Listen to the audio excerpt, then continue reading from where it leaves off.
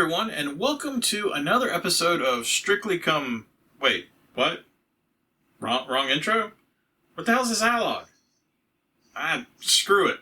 But seriously, folks, welcome to Zilog and Moto, your weekly look into the Master System, Genesis, Sega CD, and 32X libraries. And I promise there's zero dancing in this episode. Well, at least for me anyway, because no one wants to see that.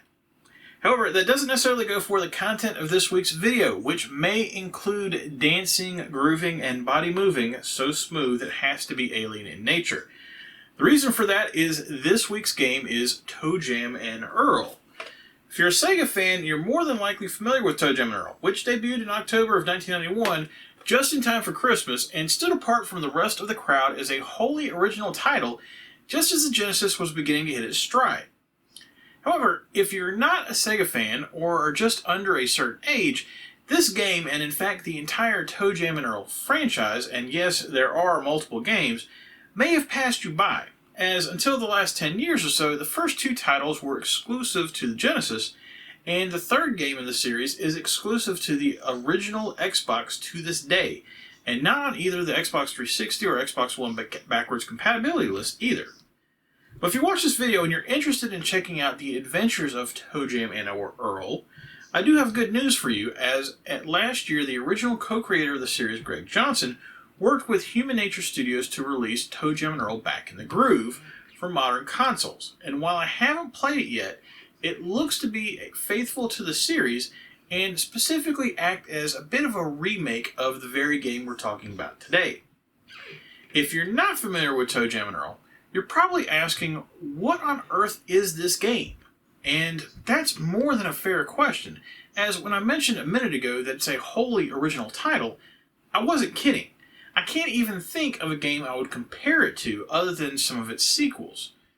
Having said that, Toe Jam and Earl is an action/platformer for the most part, but I also accept the argument that it's an action RPG.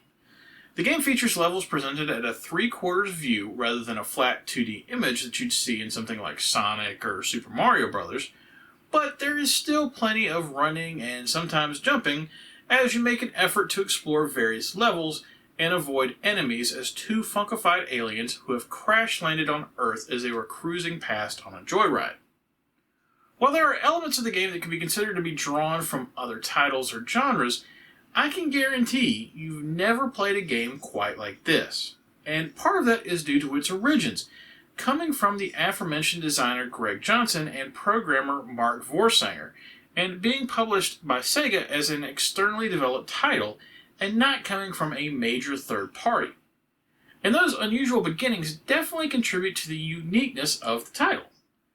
Also, with as central as music is to the game, I'd be remiss not to mention the composer John Baker, who went on to have a 20-year career in the industry producing audio in all sorts of games, but it all started with Toe Jam and Earl.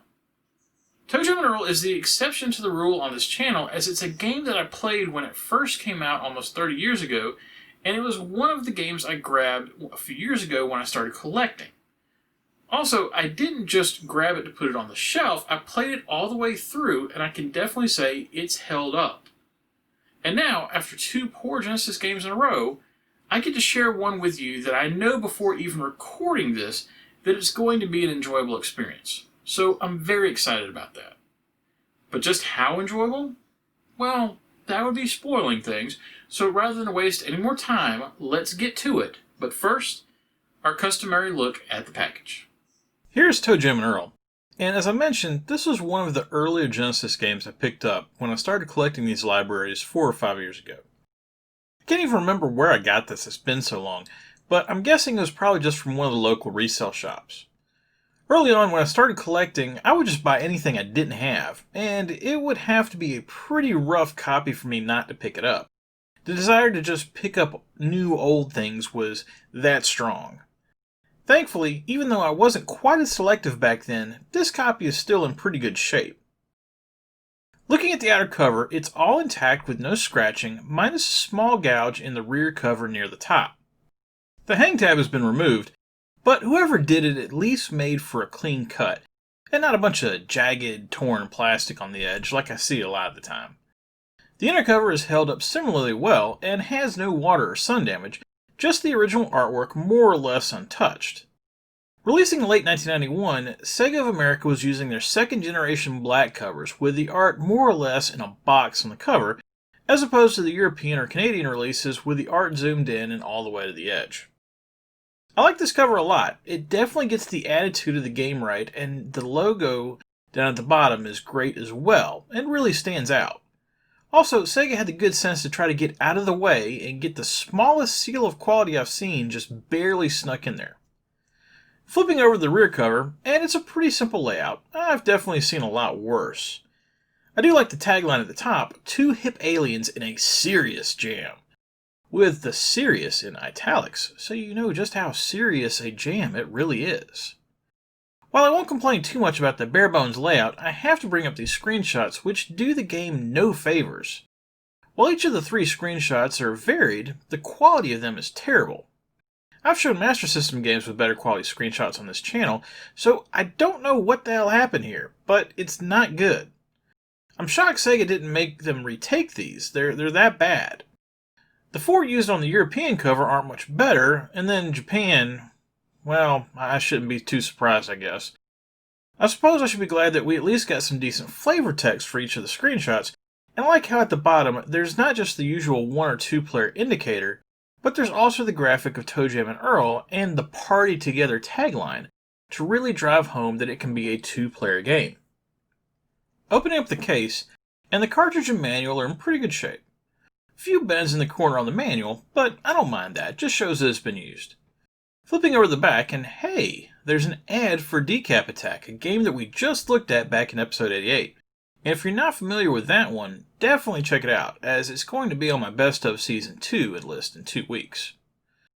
The Toe Jam and Earl manual is a thick one, which is usually a good thing.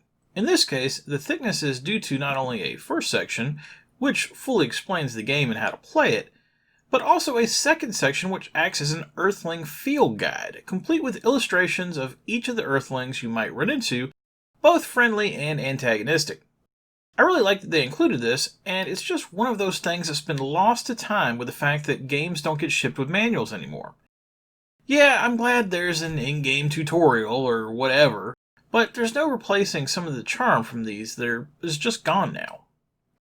Okay, that's the package. Let's get some funk going and try to help these aliens fix their spaceship. So how do you explain a game that isn't like anything else? Well, I guess I'll just stick with the facts. We'll start with the story. Toe Jam, the smaller red 3-legged creature with a hat and giant medallion, and Earl, his larger orange buddy in the sunglasses and shorts, are aliens that were cruising around in their spaceship jamming to tunes on the ride's fully decked out stereo, when Earl took a turn at piloting the ship and hit an asteroid in Earth's orbit, causing the duo to crash to the ground. Crash causes their ship to break into 10 pieces, and to get back home to their planet of Funkatron, they must search Earth in order to find all 10, reassemble the ship, and be on their merry way. But standing in their way is, unironically, the worst part of planet Earth, Earthlings. They're not all bad, and some Earthlings will help you in your mission to get home, for a price of course. As a quick aside, I really like the idea of flipping things on their head and making humans the bad guys for a change, with Toe Jam and Earl just wanting to groove out. This certainly isn't the only game ever to pull that switch, but it's definitely the exception to the rule and part of what makes the game stand out amongst other titles. Earth is presented as 25 levels, or technically 26 if you can find your way to the secret level 0. Each level is presented as an island in space, and to advance to the next level, you must find the elevator in the level and hop a ride going up. Also, on each level there's a chance that one of the spaceship pieces is present, and you'll be notified of such when you get off the elevator, letting you know that you need to do more than just find your next ride. Thankfully, the game also offers the ability to check on the status of your spaceship and all the pieces you've collected, and this screen lets you know if the level you're on has a piece you haven't found yet, just in case you've forgotten what you needed to be looking for. The levels can take a while to explore, especially as you get higher up, so it's definitely possible to forget if you're looking for a piece or not. Now, obviously, if all you were doing is walking around an island looking for an elevator or spaceship debris, the game would get a bit boring. What you actually spend 95% of your time in the game doing is collecting Christmas presents, uncovering levels in a tiled fashion, and avoiding Earthlings that aren't exactly alien hospitable. Christmas presents are key to your survival in-game, and you're just not going to make it to level 25 unless you're smart about how and when you open them. And just like in real life, not every Christmas present is something you're going to actually want, as some presents negatively impact your character. So how do you know what presents have items you want so that you can pull out a tomato-based slingshot to protect yourself from an army of chickens instead of a rain cloud that might periodically strike you with lightning? Well, by opening them, of course. And that might sound a little silly, but each of the game's 20 or so presents always have the same wrapping. So once you've opened one of a type of present, you'll be told what the rest are in your inventory. Easy enough, right? Well, except for two presents, and they will be the bane of your existence unless you can get them identified before you open them. Those are the randomizer and total bummer. The randomizer does exactly what you would think and mixes up the wrapping paper on all the presents, so any progress you might have made on learning which present is which goes out the window. These can be especially killer if you've made your way through a significant portion of the game, as by that time, you'll start to need every item you have to your advantage, and not knowing what you've collected turns the game into a crapshoot. Total bummer, on the other hand, isn't quite as damaging to open, but it does kill you upon opening it no matter how much health you have. And no matter how many extra lives you might collect early in the game, you're probably going to need all of them, especially once you get above level 20. So, how do you avoid these two presents if you never know what anything is until you open one of that type? Well, as it happens, not all Earthlings want to take you out. And by collecting money, either from presents or from just laying on the ground, you can pay certain Earthlings to help you out. Wizards will heal you for $1, opera singers will take out all enemies on a screen for $3, and professors will identify what's in a present for $2. In other words, until you get the randomizer and the total bummer identified, the professors are your best friends. So take full advantage of them in the early levels, and save your cash for the opera singers to be able to clear out sections in the higher levels for you. Now, you might be thinking, well, wait, can't you just map out each level and figure out where everything is to simplify things? Well, you can, kind of. Toe Jam and Earl does offer a fixed game mode where each of the 25 or 26 levels are always the same. But one of the things that makes Toe Jam and Earl truly stand out amongst other games is its standard game mode, which randomly generates every level besides 0 and 1 when you get to it. This procedural generation of levels is a callback to the ancient game Rogue, and that's on purpose, as Greg Johnson was a huge fan of Rogue and wanted to create his own roguelike game. And it definitely works, as I remember playing this originally and being amazed at the concept that no two games would ever be the same. And due to my age, a few years later when Diablo came out with its random levels, I remember thinking directly of Toe Jam and Earl. Now, I can see where some wouldn't be a fan of this, as it definitely increases the difficulty the further you get into the game, and creates some just unfair scenarios as far as how many of certain enemies can end up in an area, or possibly not getting presents that really are beneficial to you. But to me, this is definitely the way to play the game, and part of what makes Toe Jam and Earl stand out so much. I hinted earlier that Toe Jam and Earl could be considered an action RPG, and that probably makes a bit more sense with the Rogue influences. However, it's more than just the procedurally generated levels. Those 3 Earthlings that help you out for money, well, they sound like NPCs to me. And there's the character leveling system that I haven't mentioned yet. Both Toe Jam and Earl start out the game with the rank of Wiener. And to be successful in the game, you need to rank up until you reach the final status of Funk Lord.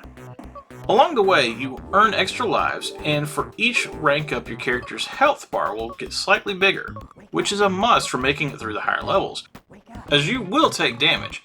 It's just a matter of from who and how many hits you take, as tougher enemies move faster than you, without any power-ups from presents anyway. If you remember from the back of the box, the developers emphasize that this is a 2-player game, and that is key. Now, most of the time when I'm doing these reviews, I don't really mention much about the multiplayer aspect of games, other than whether the game has it or not. And the reason for that is, I'm a one-man shop, and most of the time when I'm playing these games, I'm doing it by myself, so the majority of my impressions are going to be from one-player mode. However, this game is called Toe Jam and Earl, not just Toe Jam or Earl. Don't get me wrong, the game is completely playable in one-player mode, and each character is slightly different, with Toe Jam being faster and Earl having more health, giving you a reason to possibly choose one or the other. But with the levels after about 5 or so getting somewhat sizable, it definitely feels like the designers expected players to split up when exploring the levels, to make things go a bit quicker, and the game supports a split screen mode to go along with this, for when the characters aren't in the same section of a level, or even on the same level whatsoever. The biggest flaw to Toe Jam and Earl is its continue system, or lack thereof. Unfortunately, if you want to play through a game, plan on having about 3.5 hours to burn, as there's no way to say, reach level 15 and then pick things up later. It's all 25 levels in one shot or nothing. And this isn't just a free time issue. For example, when playing the game for the review, in my first attempt, I thought I was cruising through the game pretty well, and then I hit the levels in the high teens. Things went downhill pretty quickly. I ended up giving up the ghost on level 22, 2 parts away from repairing the spaceship, and almost 3.5 hours down the drain. Now, I understand why there's no way to continue, just due to the way the game is structured with its random nature, and 3 hours isn't that long a time to play a game, but in 2020 it does make the game feel its age.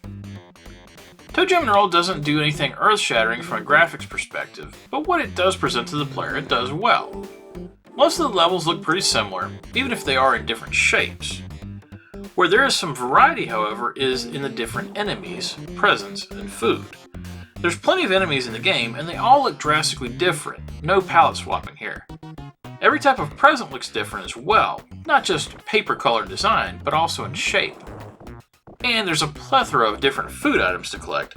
It's not just the roast chicken and apple from Streets of Rage. While the graphics probably won't wow anyone, what does deserve special mention is the music and sound. All the music in game is great. There's 6 tracks that play depending on what level you're on, and they all sound great from both a sound quality perspective and from just being well-composed music. The songs are good enough to where you won't get tired of any of them, even if you have to spend a while exploring a certain level.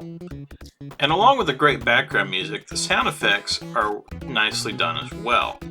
Again, with being of good quality and having a decent variety. Things like the wake-up scream when you fall asleep reading a book, to the cackle of the evil dentist after he drills you, or the booga booga booga when the boogeyman scares you, are all classic, and make you wonder why other games on the Genesis don't have sound this good. All in all, I'm giving Toe Jam and Earl 4 stars. While it can be a bit of a slog in single player, the feeling of accomplishment when you fix the spaceship and get a warm welcome back on Funkatron is totally worth it. The game's difficulty is just right and requires you to use your brain as well as have quick reflexes to respond to the enemies around you. And playing the game in random mode, ensuring that no 2 games are ever the same, is a fantastic feature, and something that very, very few games have ever done, much less done well. If you're looking for a unique action game on the Genesis, like RPG elements, and possibly want to do co-op with a friend, you definitely need to give Toe Jam and Earl a look. Okay, that was Toe Jam and Earl. Toe Jam and Earl is a game that I think has aged incredibly well. It's a game I enjoyed almost 30 years ago, a game I enjoyed about 5 years ago when I started collecting these titles, and I enjoyed this week when playing it for the review. It's not something that you'll want to play every day, but when you do pull it out, it'll probably bring a smile to your face. Next week, for the last review of 2020, we're closing things out on the Master System. I'm still hopeful I'll get my Sega CD and 32X by the end of January, so those reviews will kick back up then, but for now, it's 8-Bit's turn. For the review, it's yet another game that I've never played, either this Master System version, the Genesis version, or even the arcade version. It's a sequel of sorts to one of the most popular arcade machines of all time, but as you may have guessed by my never having played it, it didn't exactly set the world on fire like the first game in the series did. Remember, whatever you like to play, have fun, and be excellent to each other. Later.